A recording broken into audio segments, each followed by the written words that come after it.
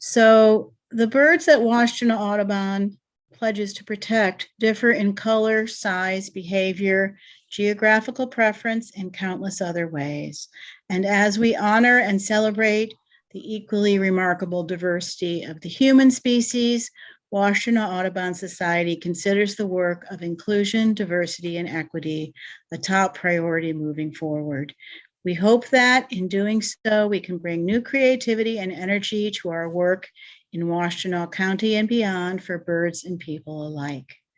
Respect, inclusion, and opportunity for people of all backgrounds, lifestyles, and perspectives will attract the best ideas and harness the greatest passion to shape a healthier, more vibrant future for all of us who share our planet. We believe that protecting and conserving nature and the environment transcends political, cultural, and social boundaries. As an organization, we are committed to increasing the diversity of our board, volunteers, members, and supporters.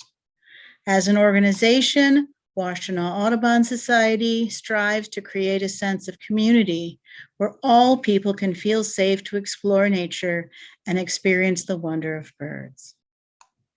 We respect the individuality of each member of our community and welcome all without discrimination based on race, color, religion, sex, age, sexual orientation, gender identity and expression, disability, national or ethnic origin, politics or veteran status, or any other status. All are welcome to bird with us, learn with us, and to share our passion for birds and the environment. And I want to welcome everyone. I'm Juliette Berger. I'm the president of Washtenaw Audubon Society. It's great to see such a nice crowd here for Ben and Andy and Colin.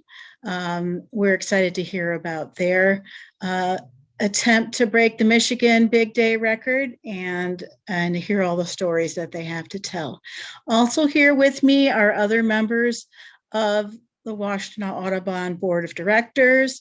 Diana Miller is here. She's our membership chair. Hi, Diana. Jessica Adamczyk is here. She's our secretary. Mike Sefton is also here. He's been our vice president these many years. Welcome and there's Jaco. He's our newsletter editor. Thanks so much for being here. A few announcements.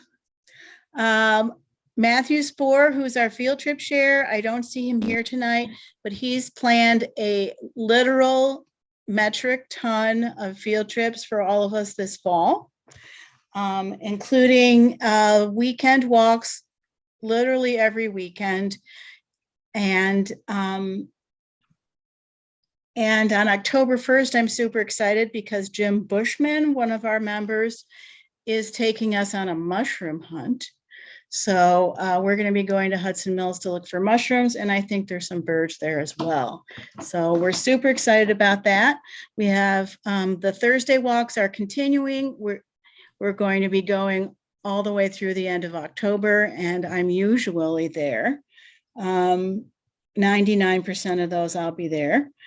And coming up the second Saturday in October, we'll be having the Big Sit as usual at Independence Lake, which is an event that Don Chalfant runs for us, and we're pretty enthusiastic. Jaco's usually there. I try and get there. It's a fun day of trying to get as many species in our 17-foot diameter circle that we possibly can. So join us there if you can. Those details should be on the website. If not now, then very soon. We have some programs lined up. Mike, would you talk with us about the programs we have going forward? Sure. Next month, we have Josh Haas giving a repeat of his Hawks in Flight video presentation. He's got great video footage as well as still shots of various raptors.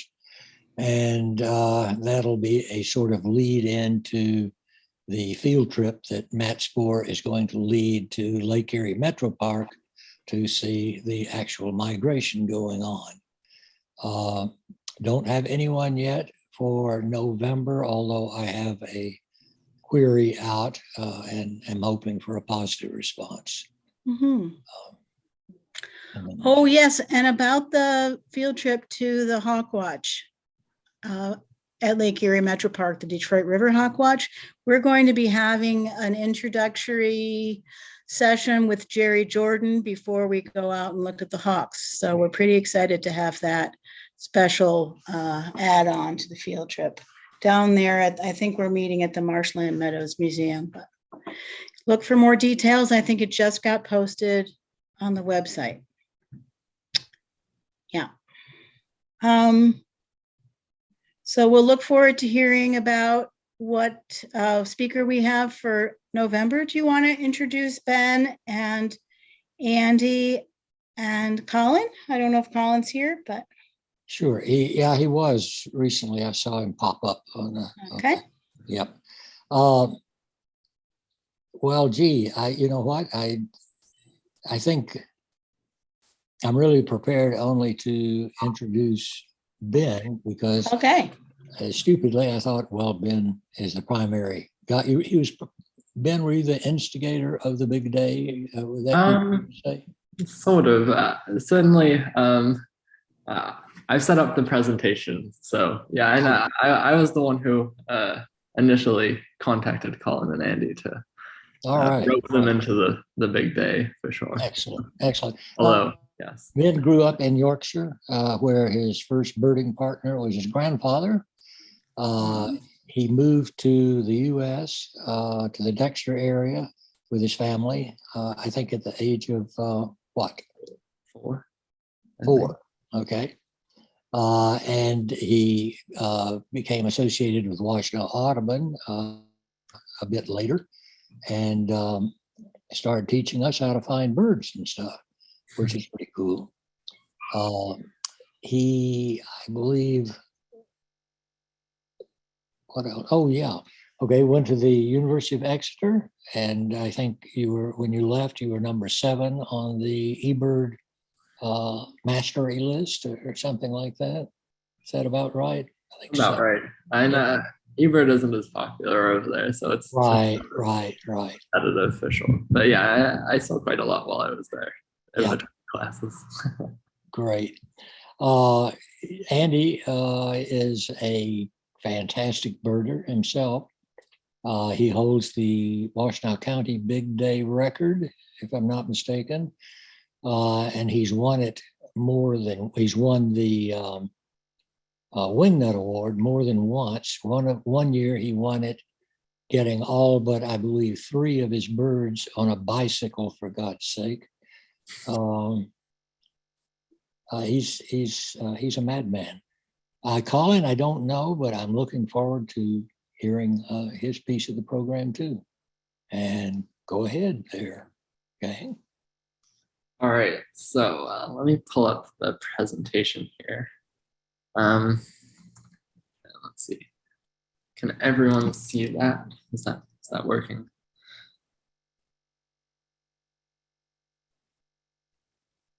Yeah, you're good. All right. So just a second, Ben. I'd like I'm reminding everyone to mute their microphones, please.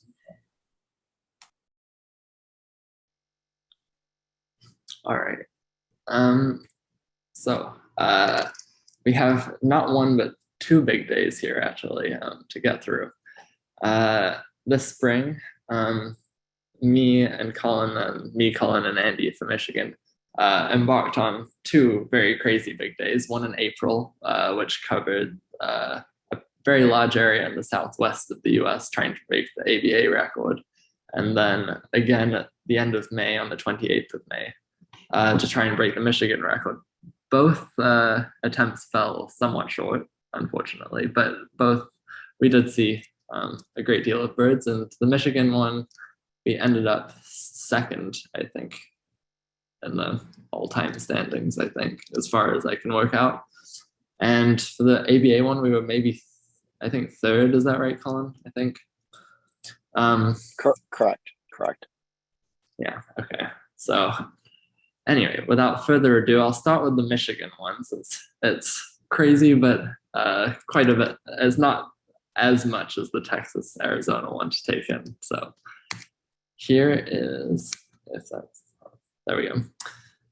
Here's the overall route, and also on the right-hand side we have the timings that we started out with. This isn't exactly how it ended up being because throughout the day the route changes a little based off of what you end up actually seeing at various spots. And also the day before we actually spent most of the day driving up the route, sort of scouting out spots, and so that made some little adjustments here and there, but more or less what you see on the right here is the timings for each spot along the route, and then on the left we have the map with all of the pins that we had.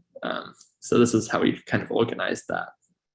And the route overall covers 590 miles, and according to Google Maps, about 10 hours and 20 minutes of driving, which we completed from midnight to midnight on the 28th of May. So we began with night birding. Well, so how I've got this set up is I've got it broken into 3 chunks: the Upper Peninsula birding and boreal forests, and then the Upper Lower Peninsula with its jack pine habitat, and then the Southeast Michigan section, which we're all familiar with at Washington Audubon. So let's start with the UP here. So at midnight, our starting point was out to the east of this, on the east side of this map, just northeast of Pickford, at a place called Munising Potholes National Wildlife Refuge, I think. It's Munising Potholes for sure is the place,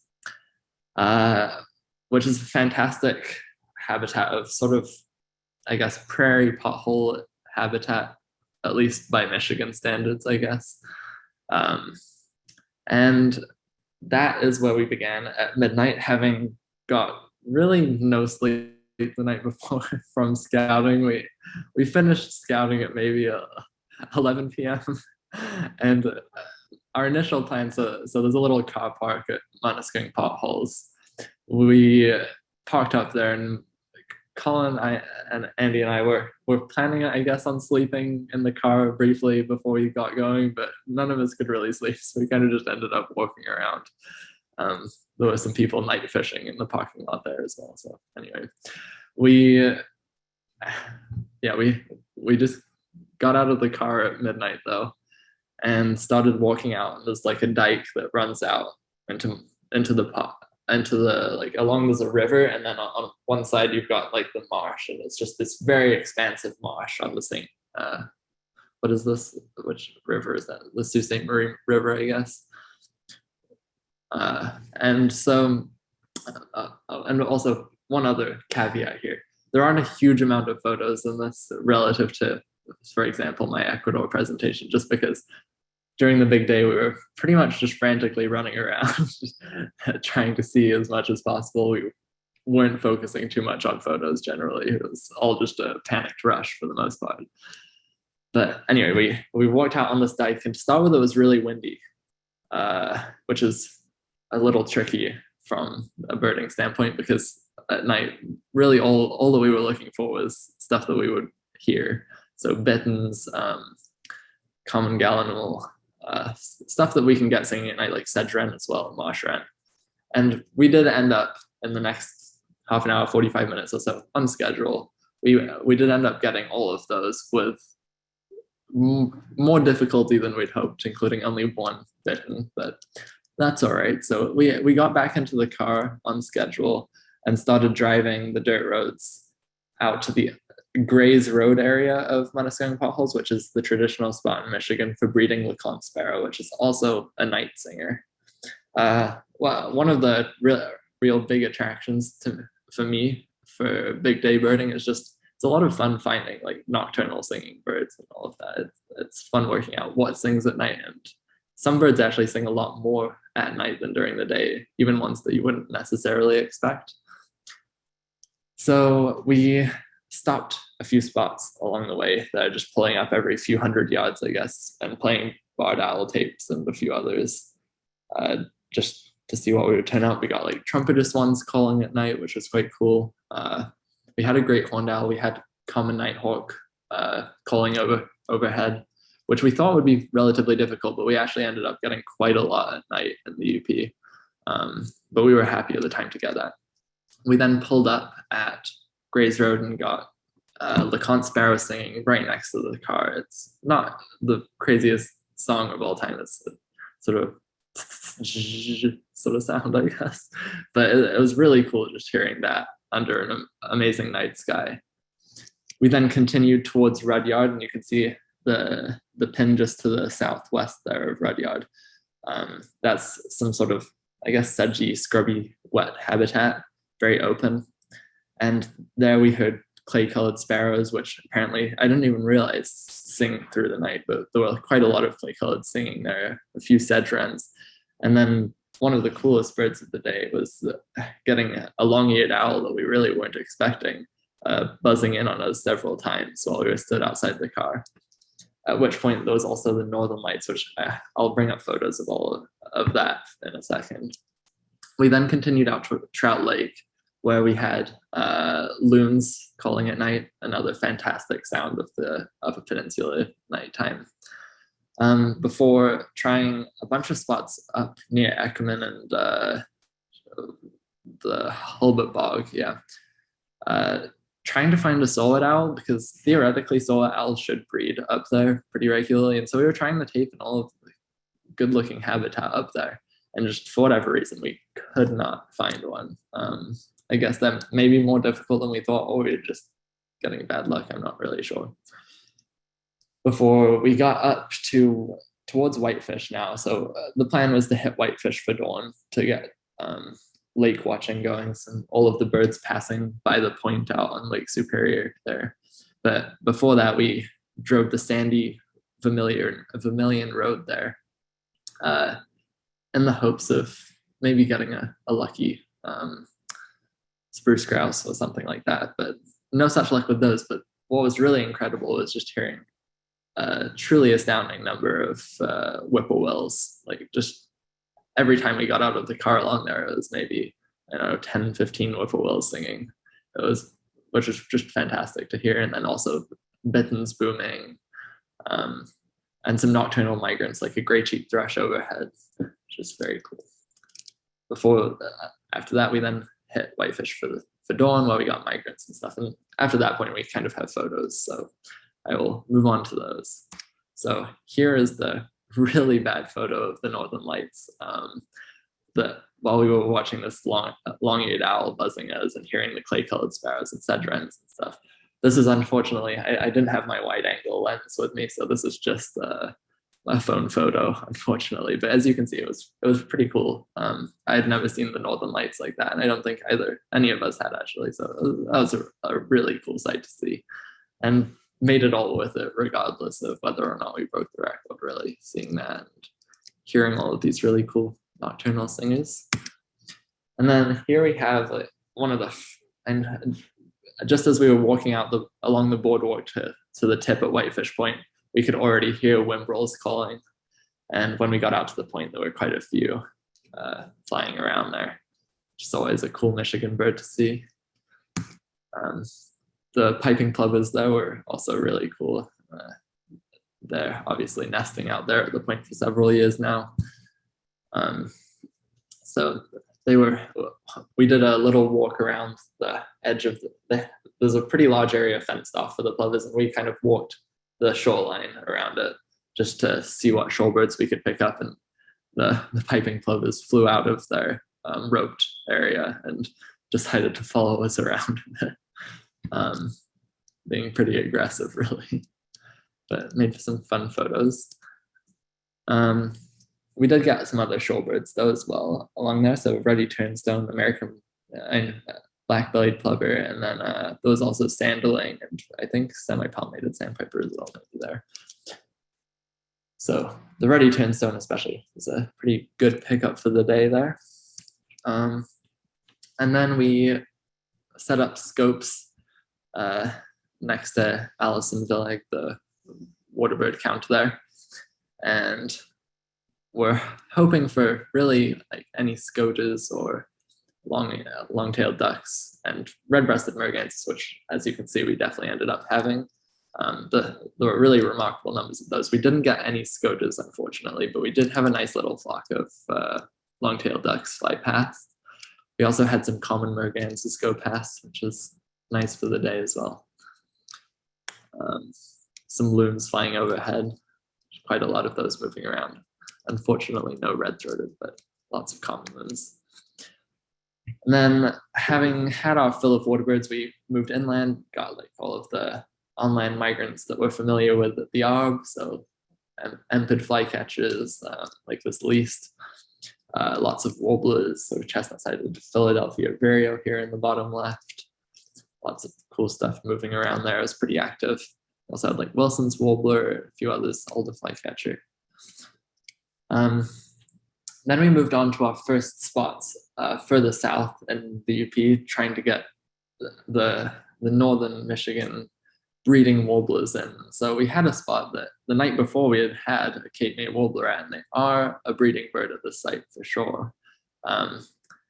And so we really were hoping we would get our Cape May there. We sadly did not manage to get it despite a lot of effort, but we did get an evening grosbeak, which, as you can see from this brilliant photo on the bottom right, it flew right over us. So that was at least some consolation there, and meant we didn't have to look for them at Hardwick Pines further south, which was nice. But yeah, it was a bit unfortunate to get Cape May. And yeah, some of these breeding warblers, that was kind of the failure in our plan, I guess, if you will, because we could have probably nailed that down better. And also some others like Northern Parula, we really should have gotten, but we just didn't really think it through properly and put down a good site for them. So then we went further down and ended up on Stimson Road, which is just across the bridge, actually. So technically in the northern Lower Peninsula, but it's got that northern boreally breeding bird habitat, I guess. It's right by Mackinac City there. And it's a fantastic road to bird on if you ever get the chance. There's lots of breeding golden wings, breeding mourning warblers, and ruffed grouse. And also because of its proximity to the Mackinac Straits, on a good day for thermals like we had, there were lots of broadwings going over it. And the Mackinac Straits have one of the best hawk watches in the Midwest. And so that really carried over to Stimson Road as well, thankfully. So we got a lot of our migrant raptors there. It's a good spot. And then we've got the northern Lower Peninsula here. So this is Jack Pine Forest around Grayling, and then as well as the sewage lagoons, and then the marshes of the Bay Area. Obviously, the key highlight for the Jack Pine Forest is Kirtland's warbler, which we did in fact get. This is not from the day. This is from scouting on the day before, where we took a little bit more time to really bird the roads properly and spend a little bit more time with these really incredible birds. On the day, we really just heard them. I don't think we even saw them, did we? I think we just heard them as we were driving with the windows down through the habitat. I mean, they really are pretty abundant in the right spot. So always an amazing Michigan bird. And we also missed on the day, but this is from the day before as well. Upland sandpipers breed quite commonly around the area. We did get it later in the day, thankfully, but this guy was pretty close to the car, I think, the day before, which was pretty cool to see. And then another Michigan specialty there is the breeding Brewer's blackbirds are pretty easy in some of the spots there, especially like, I guess it's like clear-cut areas of the forest that just very disturbed habitat that they seem to like. And we had a nice little flock by the side of the road we pulled up on. And then some, as you can see, some more fantastic photography here. This is a classic big day shot here. Driving down past St. Clair Flat? No, Houghton Lake Flats, I guess is the site. Got this black turn out the window. Yeah. Then we headed off to, well, actually, our next spot was the sewage lagoons, where which is, as it turns out, closed on Saturdays, which was a bit of an oversight from our point of view. It meant we missed hooded merganser, which we should have gotten. We did scope the ponds from outside of the fence, but which got us a few birds, but it did mean we missed a couple there, which we should have gotten, like hooded merganser. Which we then followed on with Nanking State Wildlife Refuge, is it? I think. Nanking Point is really cool. We got yellow-headed blackbirds there. They're really nice and easy. We also got least bitten, which I missed personally, but the other two did get. But we did miss a few of our targets there. The day before there was a long-staying American black duck hanging out with a flock of mallards there, and as much as we pieced through the mallard flock, we could not find this American black duck on the day. Then we were also just lacking on shorebirds there on the day, and we missed white rump sandpiper, which we had the day before, I think. And maybe one of the yellowlegs, I think we also had the day before, which we ended up missing. And then there was also a king rail that was hanging out for a lot of May there, and that had gone by the time we did our day, unfortunately. So it's a bit of a disappointing stop, but we got a couple of birds nonetheless. And then it was the hot afternoon, and we were making the most of that hot afternoon by driving down to Pinckney Recreation Area, to some sites that you guys are maybe more familiar with, especially around Washtenaw County. So we hit, first in this left-hand corner here, we started with Embury Road and all of that area, trying to just pick up Acadian flycatcher, which we got, cerulean, all of those really nice southern forest specialties. I think yellow-billed cuckoo as well we had. Lots of cool stuff. We then pulled up in the parking lot at Linden Town Hall, where there's been a white-eyed vireo for the last couple of years. We managed to get that calling, which is a really nice one to get. We then followed that up with a trip down to Saline, where yellow-throated warblers have been in the past few years. And we had it on our scouting day at the spot along Hartman Road, but it took quite a lot of effort before we got it this day, unfortunately. So we wasted quite a bit of time. We also got a northern mockingbird on Maple Road there, and also a little field, I think, on Johnson Road, right next to there as well. We picked up Henslow sparrow and orchard oriole, both really nice birds to pick up for the day that we can't get further north in the state. We then moved on to Willow Run Airport, where we ended up getting upland sandpiper, which we had missed earlier in the day, as well as a northern harrier that we'd actually had I think 2 days before while scouting, but really weren't expecting to get. It's pretty rare by that date in Wayne County. And then we were meant to go and get prothonotary warbler, but I think we were running low on time at this point, and ended up going to a spot that had one prothonotary warbler while scouting, as well as grasshopper sparrow, right outside of Point Moulier. And we got the grasshopper sparrow, but could not find prothonotary warbler. And that was one of our worst misses, because I think prothonotary warbler nowadays is a really gettable bird in Southeast Michigan. We really should have had it. And so it was pretty disappointing. But then that was followed by a frantic bike around Point Moulier as the sun was setting. And that entailed a few more misses, like the white-faced and glossy ibises that were hanging out earlier in the day there, amongst other stuff. But we still got a few new birds. So here's the upland sandpiper at Willow Run that we had. And then this is a fantastic photo of the northern harrier that we picked up there. And oh yeah, and then so after Point Moulier, our final stop of the day at 11:58 or 11:59 was the bell tower, as well as where are the nest boxes at the bottom of South Bay Road in downtown Ann Arbor. North Quad. Yeah, North Quad. Yeah. So the peregrines always sat there, and you can see them in the streetlights. This is a pretty noisy photo due to high ISO and low shutter speed, but you can see clearly, yeah, the peregrine is still sat there all through the night. So that's a nice easy way to get peregrine on a big day, any time of the day, which is very nice. So that was the end of our Michigan big day, and the record was 203, and we only got 200. I think with slightly better planning and a bit more luck, we could have gotten there, but unfortunately it was not to be. But it was still really a lot of fun, and seeing the Northern Lights was a real highlight. Birds like LeConte sparrow and Wilson and Wimbrel, all of those are just always fun. So it was very enjoyable. A good excuse to just get out there and see some of that habitat that otherwise I wouldn't necessarily get the chance to see. So here, though, we have the next big day. So this was actually before the Michigan big day in time, but so on April 20th, I think, Colin and I did this fairly crazy route to try and see. So the current record is 294 birds for the ABA area in a day.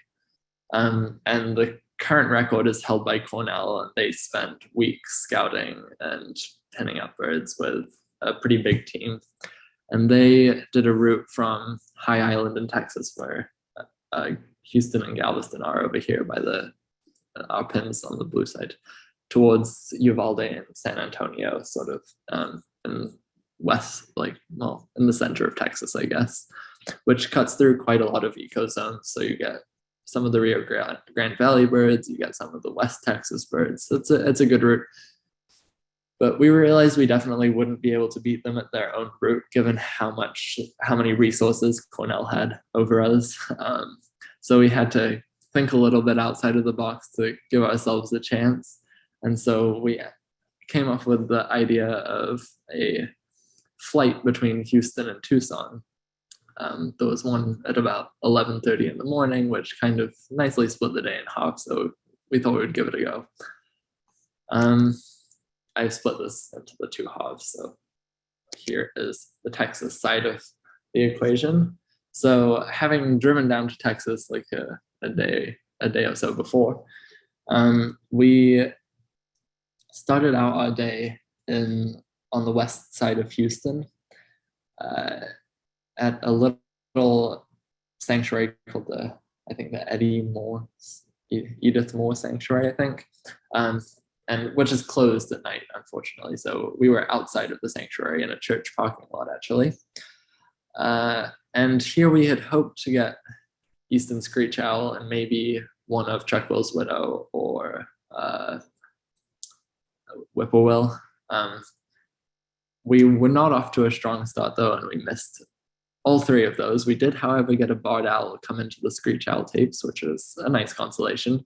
And even though it was 1 a.m. in the morning, so due to time zones, we did 1 a.m. to midnight, but that is still 24 hours if you take into account the flying to Arizona part. But anyway, so it was one in the morning in Texas, and we managed to get robins singing at night, which is quite a tough bird in southeast Texas there. We then followed that up with a little pond in downtown Houston that has breeding least grebes. So we really had no idea whether they would call at night or not, but we decided to give it a go anyway because we needed to find something, and we didn't have too much to do at night relative to other routes. So we had time. We parked up, we sprinted out the car and through all of these sprinklers in the city park, trying to get out to this little pond, where we then played the tape for least grebe and had pied-billed immediately responding and calling, but then eventually least grebe as well. So that was really fantastic to pick up both of those. We then tried eastern screech owl tapes again since we missed it, and the habitat looked good, but we couldn't get them to call in. We would eventually miss those. We then took a stop to a park northeast of Houston where Limpkin's been expanding its range quite a bit in the last few years, as you can see from Michigan's record, but I don't think there had been any in Texas before a few years ago, but now they're breeding at this site near Sheldon. And Limpkin are pretty famous for calling their strange wailing sound and all through the night. So we thought we'd give that a go at night. We did in fact get it, but we didn't get yellow crown night heron there, which we had in the day, and we assumed would be really easy at night, but we didn't get. We then made our way east and through a few more stops looking to see if we could get an eastern screech owl to respond, to no avail. We then drove around Anahuac National Wildlife Refuge at night and managed to see birds in the spotlights and get some nocturnal singing stuff. So lots of waterfowl there, like fulvous whistling duck, and oddly just so many black-necked stilts, just unbelievable numbers of them just standing there at night, and amongst the alligators, just seemingly totally unbothered by that, which was interesting. And then we made our way down along the Bolivar Peninsula, past High Island, and we tried in pretty bad wind to get Colin, is it's salt marsh sparrow, right? That's the one there. Yeah, it's seaside. Seaside. Oh yeah, salt marsh is the okay. Yeah, I always get those names mixed up. Anyway, so seaside sparrow calling. Thank you.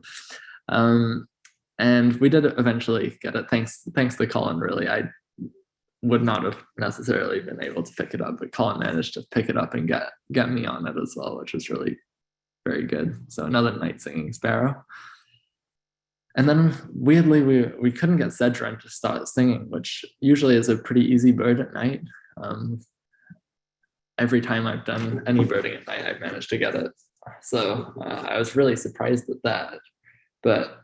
And we thought we were going to miss it, but we did end up actually getting it a little later in the morning at the same spot. So we then, now that it was about to get light, we went down to Bolivar Flats, which is just an incredible shorebird spot at the end of the Bolivar Peninsula. We ran out across the sand with scopes and all, and started filtering through the shorebirds in turns in the early morning light. We didn't get Wilson's plover, but we did get lots of other stuff like Iceland gull and red knot.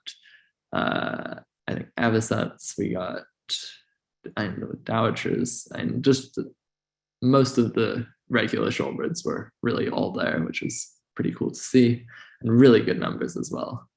Lots of different terns. There's loads of least terns there. It's a really, really fantastic spot to bird. And then we hightailed it out of there and out along the Bolivar Peninsula towards High Island, where we were trying to get all of our eastern migrant warblers. So High Island is a really well-known migrant trap on the Gulf Coast there. And so we did a whirlwind birding around there before getting out of there, shorebirding the rice fields just north of there, where we picked up stuff like Hudsonian godwit, buff-breasted sandpiper, all of that sort of stuff. Glossy ibis amongst the white-eyed ibises, white-faced ibises, sorry. Before then, missing whooping crane because we just couldn't afford the time to drive out to the spot there that we had them the day before. Because we had to go and catch our flight. We also missed, did we miss chickadee, I think, or black-capped and Carolina chickadee, or did we just miss tufted titmouse? So there were a few birds that should be really easy on like mainland, but are pretty tough out at High Island or any of the sites around there that we ended up missing that are really pretty common generally. So that was unfortunate, but other than that, we picked up a lot of migrants there and then flew on to Arizona. So here are the photos. Here's barred owl, our first bird of the day at the church parking lot. Here is a selection of waterfowl at Anahuac at night. So you've got a mottled duck there in the bottom left. You've got coots, moorhens, and then fulvous whistling duck here in the middle. And some High Island migrants, so like this beautiful summit tanager. Kentucky warblers are really nice and pretty regular there. Hooded warblers are in good numbers, always an amazing bird to see.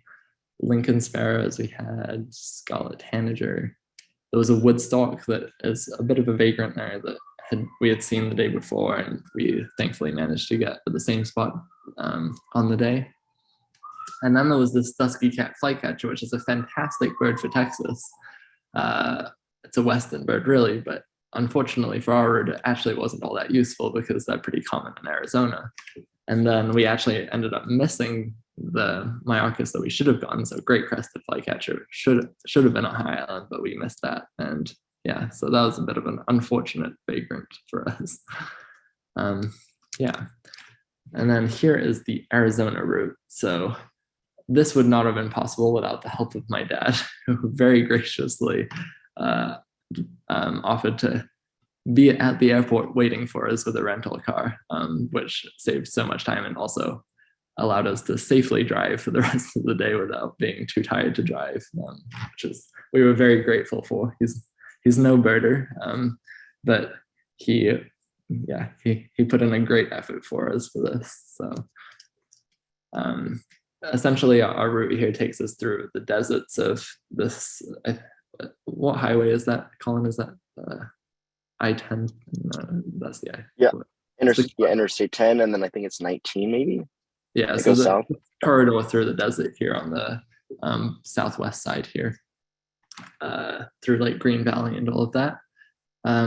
Gets us a lot of the desert specialties, followed by then the Patton Center for hummingbirds a bit further along, followed by some grassland habitat, and then finally up into the mountains near Sierra Vista on the Mexican border on the southeast side of the map here, where we finished out the day with lots of really cool mountain specialties of Southeast Arizona sky islands, like lots of hummingbirds, like white-eared and rivolis and all of that, as well as like higher elevation stuff like buff-breasted flycatcher and spotted owl and all of that really fun stuff. After sunset, then we headed up to the northeast and hit a few wetlands and all of that for some final shorebirds and waterfowl of the day.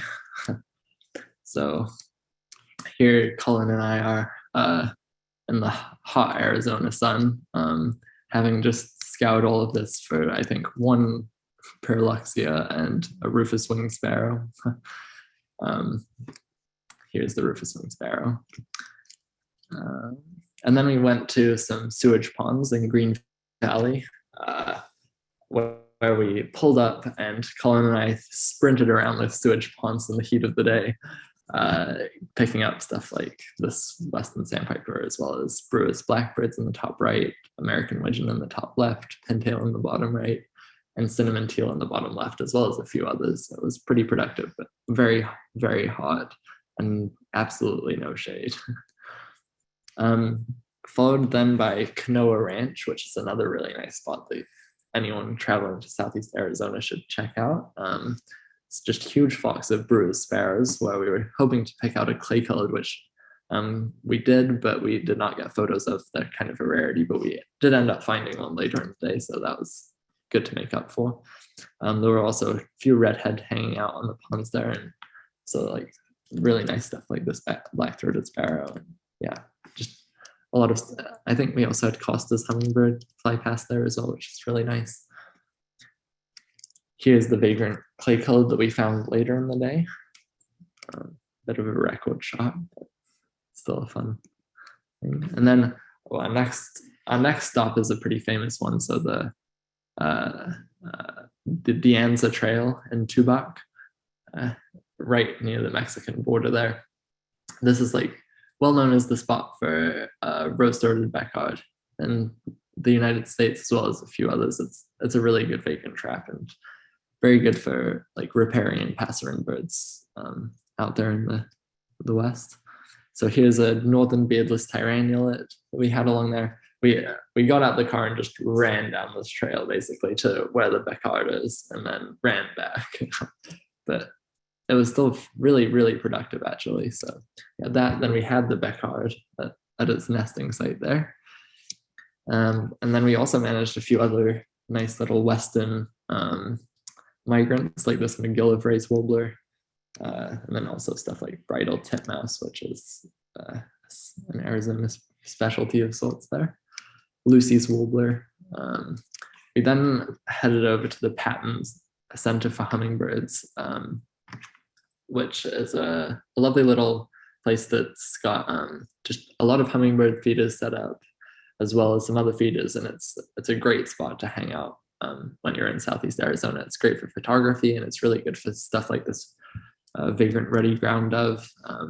It's also the best spot, I think, in the US at least, for violet-crowned hummingbird, which is one of the best hummingbirds in the ABA area, I think. Just a really cool bird, which we did get after a short wait.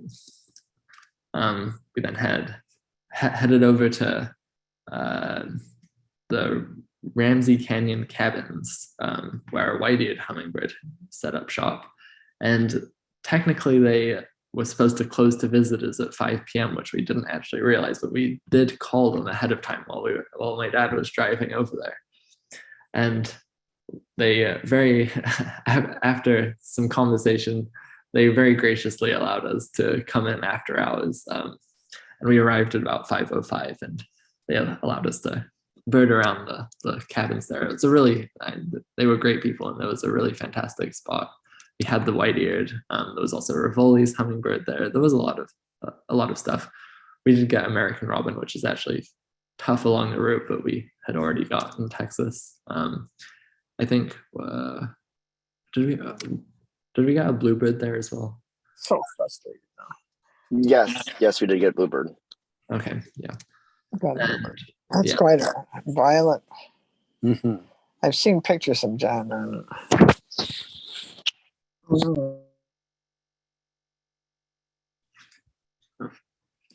Then here is the view from the next spot, which was Carr Canyon, which has a terrible road up it, but some amazing views and some really good habitat and some really good birds. Unfortunately, this was the spot where our plan kind of failed, I guess. We didn't realize that Carr Canyon is an east-facing valley, and so since the sun sets in the west, it actually gets dark a bit earlier, quite a bit earlier there than elsewhere, unfortunately. So it was really quite dark by the time we got up to the top of the canyon, which did cause us to lose a few birds, unfortunately. But on the way up, we still got stuff like this Townsend's warbler, hermit warbler. We also had Grace's warbler, hepatic tanager, lots of stuff like that. Here we are frantically trying to find any western migrants up in the mountains there. I know, again, definitely a spot I would check out. They have some really good campgrounds there. It's just so beautiful, and I would love to spend days there, not just a few hours. The campground at the top of Carr Canyon is maybe the best spot in the ABA area, at least, to get buff-breasted flycatcher. There were a lot of them there, even this late in the day, with less than good light. So that was really cool to see. It was such a cute little flycatcher. And not too many places where you can see them well. So that was really cool. There was also stuff like Arizona woodpecker. I think we got yellow-eyed junco there as well. Hutton's vireo. We did get quite a lot, but not as much as we were hoping for, unfortunately. The next bird, though, further down a trail just out of Carr Canyon, we had kind of given up on the record at this point because we knew we were just a bit too far off, unfortunately. But so we were feeling a bit down. But while I was stood there as the sun was setting, this spotted owl just landed right in front of me, and I really wasn't expecting to see one during the day. So it was amazing to see, and it was actually a lifer for me. So that was a lot of fun to see. Spotted owls aren't doing so well, unfortunately, in the ABA, well, anywhere in their range. It's just an endangered bird in a lot of places. So that was still very, very cool to see up there in the Sky Island Mountains. And then on the way down Carr Canyon, we spent more time owling, and we really since we weren't going to get the record, we spent more time really like getting to enjoy these really cool owls that are nocturnal birds. We had Mexican whippoorwills calling, common porwell, but we also had really good looks at the smallest owl in North America here, the elf owl, which was really cool. There were a lot of them calling up it all the way down the canyon, really. And then maybe this might have been my favorite bird of the day. I know, Colin, you really liked it as well. this whiskered screech owl with their strange like Morse code call. We struggled a bit to find one, but once we found one, this guy was super cooperative and just stood there calling right next to our car. It was just, it was pretty surreal. Seeing any owl is really cool. So seeing several owls in a row and then in a matter of an hour or so, and such cool ones so close, it was amazing and made the whole day worth it for sure. And then we headed over to a Wilcox Pond, which is, I guess it's a retention pond of sorts. And this was now after nightfall as well. So we set up Colin's scope and a spotlight and managed to pick up stuff like Wilson's phalarope, green-winged teal, just a few waterfowl and shorebirds that we had missed earlier, despite it being dark. That was quite interesting for sure. And we also had, I think, great horned owl calling at the ponds. And then we finished up on our final spot, which was a very small pond way out in the middle of the desert near Sanford, I think. Just a little pond that had a few farmyard ducks and then one Canada goose, which is actually really rare along our route, that had been long staying, and then this one greater white-fronted goose. And we managed to get both the Canada goose and the greater white-fronted goose to add 2 more to the day total. And weirdly enough, the spot just way out in the middle of the nowhere, it was 11:55 p.m. On a Wednesday night. There were actually quite a lot of people out night fishing there, so that was interesting as well. But yeah, so that's where that day ended, and we ended on 271 species, I think. So yeah, a bit short of the record, but still a lot of birds to see in a day. So it's a lot of fun. Thanks for listening, everyone, and thank you for bearing with me with all of this and bearing through the not so good big day photos here, but there you go. Ben, thank you so much. That was awesome. Thank you. We had several comments come through like, Oh, yeah, only 200 birds. Nobody was buying it that you fell so far short. You saw so many amazing birds on both of your big days. So excellent presentation. Everybody concurs about that. And excellent effort on all of your accounts. Yeah, so everybody can unmute themselves and please feel free to ask questions. I don't have a lot of questions that are stacked up here. So go ahead, Mike. Ben, will you try again next year? If I have the time, I would really love to on both routes. I don't know that I'll be able to do the ABA one, but definitely the Michigan one. Yeah, it's not too difficult to get. right. Be good to bring that record home. Exactly. Yes. I think, and we came so close on the Michigan one. Yeah, you did. I think there were enough easy birds in there that we just overlooked or didn't quite work out. That I think with a little bit of tweaking, we could make that route work. So, what were the top birds that you missed that you could have gotten in Michigan? Off the top of my head, like hooded mergans, we had a few times on the day before. Cape May we had on the day before, and it's on breeding grounds. This should be no question. It should be pretty easy. Kurula also breeds really pretty commonly in a lot of northern Michigan, so that should have been one. On the day, white-faced ibis and glossy ibis should have been gimmies because they were both at Point Moulier where we were. We just didn't know where, and we were pretty delirious at that point in the day. So we just, we kind of messed up on that one, I guess. But, yeah, we got screwed on King Rail too. Yeah, King Rail should have been there. It maybe was there at Point Moulier and we just didn't even try. Yeah. And then what else? And Prothonotary warbler, that should be a really easy one. Solid owl, I think with a bit of effort, we could track one down and get a spot for solid owl. I don't think that long-eared owl should be harder than solid owl for sure. was a breeding bird in Michigan, I think. You missed spruce grouse. We missed spruce grouse. Yeah, we had spruce grouse the day before on Preacher Road. We Yeah. tried harder on the day and didn't get it. So it was just brutal mosquitoes there as well. What else? I know there was quite a lot of stuff that I think we missed at least one of the yellow legs, which it is getting a little late, but we should have had them. Yeah, solitary sandpiper, I think we missed. Oh, wow. Yeah. What were your criteria for counting birds? You mentioned there were some birds that two of you heard or saw, but one of you. Yeah, so I think technically the rule is I think 95% of the birds have to be seen or heard by all three. But and really all but one or two ended up being seen or heard by everyone, more or less, I guess. So for both of the big days, yeah. So that's kind of how we were doing it. And yeah, we were counting heard birds, obviously, for both of them. A lot was heard only on both days. It's just impractical otherwise. A lot of stuff is just you hear it and run to the next bird, basically. Yes.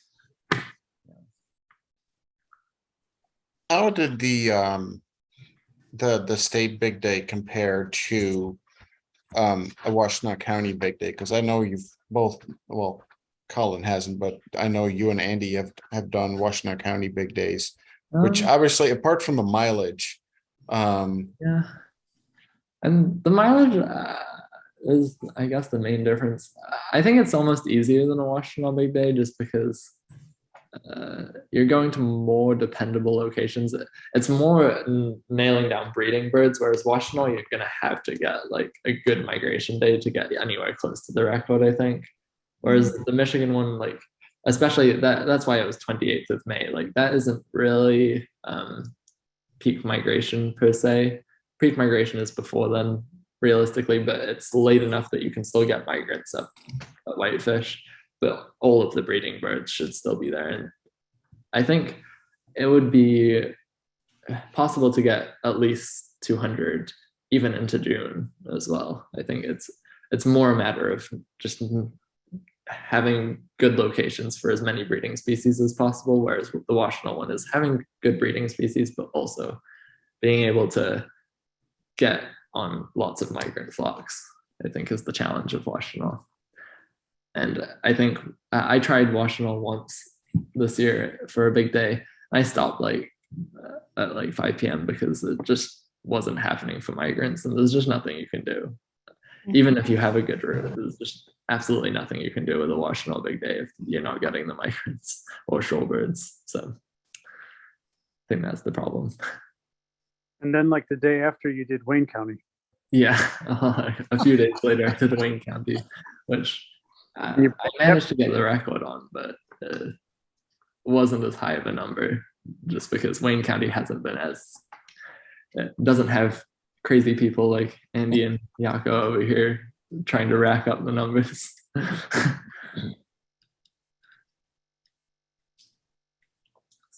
Yeah, and Benjamin Heck's Washtenaw record is tough to beat. I think that's a lot of birds. Yeah, Do you know how it's many breakable. that the hacks have? Was it 140 something? Yeah, it's 142. I think the old record was 141.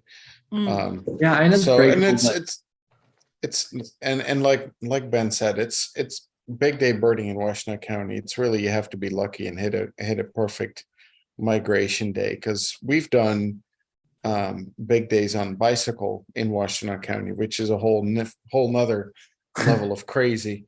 But on both or all three occasions, I think, Andy, we hit 130 or more.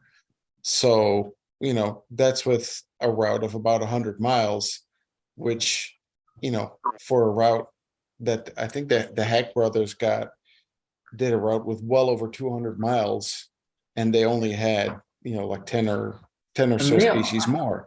If I'm not mistaken, they also missed a few nocturnal birds that were kind of gimmies, like at least a couple of the owls were missed. I think my American bittern that I was having all spring at 4 Mile, I think that's likely to probably be there most years, at least one on that sedge out there, which is gettable at night.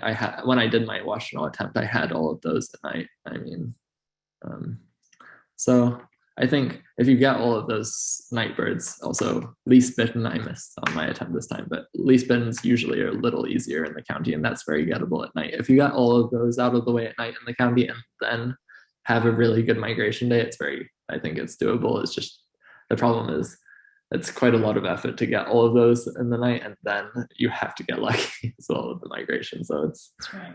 yeah. And it's part of the fun of big day, that you never know what you're going to find, and you never know what you're not going to find, which often both of those will be very surprising. Exactly. Yeah. Ben, is your list of birds for Michigan available somewhere? I didn't see it in your slides. Yeah. Here, I will put the links to both the lists. Okay. I have eBird trip reports for both of them. Hold on. Oh, perfect. I'll put it in the chat so that everyone can open that up. And if you want, I can also send you them later, and you can maybe put them on the website or something. Yeah. Might be fun to put them on the website. And this video will be available eventually on our YouTube channel. So both the trip reports I've just put in the chat. So, thank you, Ben. Yeah. Yeah, and that'll also tell you where we got each bird as well, which is nice. So. Yeah, eBird Trip Report, if you haven't tried them, it's really super a great way to visualize your whole journey, even if it's multiple days, anywhere you go. Those maps that you were showing with the various pins were from your eBird. No, so those are actually from Google My Maps. Oh. So we had those beforehand. That's how we were sort of plotting the route on both of them beforehand. Okay. So we were pinning all the locations beforehand, and then the eBird trip report looks virtually the same though. So. Yeah. Mm-hmm. If you're not quite as organized as Ben, but you still want to have a map with all of your points that you birded, just create the eBird trip report. And if anyone's interested, we have an eBird trip report for the entire May count from May 14th this year. Every single eBird list that was created for that day throughout the whole county is in our report and mapped, and all the birds are in there. I went and got that American button on that day as well. Oh, thank you so much. That was awesome. I was waiting out into that marsh at like 1 a.m. And you still did the whole of Linden and Sylvan, and then you run over and got the short-billed dowagers over at Scio and Parker and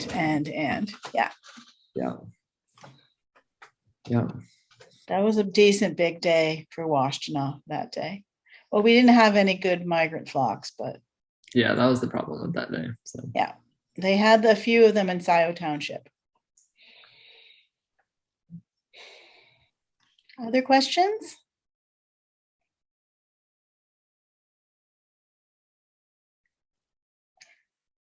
Wow, I could listen to you talk about your trip all night, though. It's so much fun. And we certainly would love to hear more details about the ABA. So this is your big day in the ABA. That was supposed to be for the whole ABA, but you just birded Arizona and Texas, and you could still get 270 species. Yeah, well, and the record is only in a small portion of Texas, really. So, yeah, the current record was a route that they did, I think, starting somewhere out just west of San Antonio, and then driving to the coast. And I mean, the reason we thought we had a shot at it was because even that route, like our flight, including check-in and everything, probably takes about 4 and a bit hours out of the day. Mm-hmm.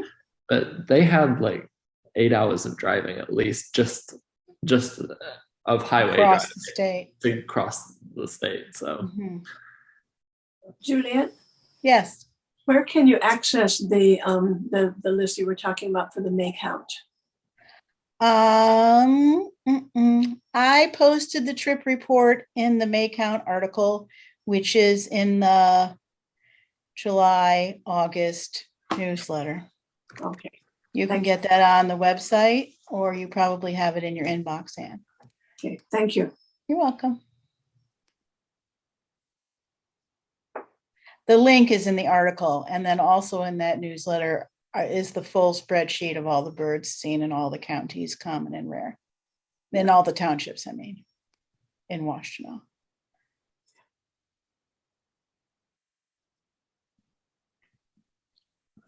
Well, thanks so much to Ben and Andy and Colin for your comments. Andy, do you have anything to say about what it's like birding with Ben and Colin? I was basically along for the ride. I think I got invited. I don't know. I think like a few days before, and I said, "Nah, I probably can't do it." And then, yeah, I thought about it more and said, "Nah, it's too crazy to pass up." So I'm glad. But it's like, I don't know, maybe 80% of the birds are all herd only. So. Oh, we lost Andy. Where'd you go? Huh. Maybe his phone died. I guess so. 80% of the birds are herd only, and you guys heard them all. That's amazing. Did Colin leave for his bat survey? Probably, yeah. Yeah. So, Well, thanks so much for sharing with us, Ben. And let's give Ben and Andy and Colin a round of applause. And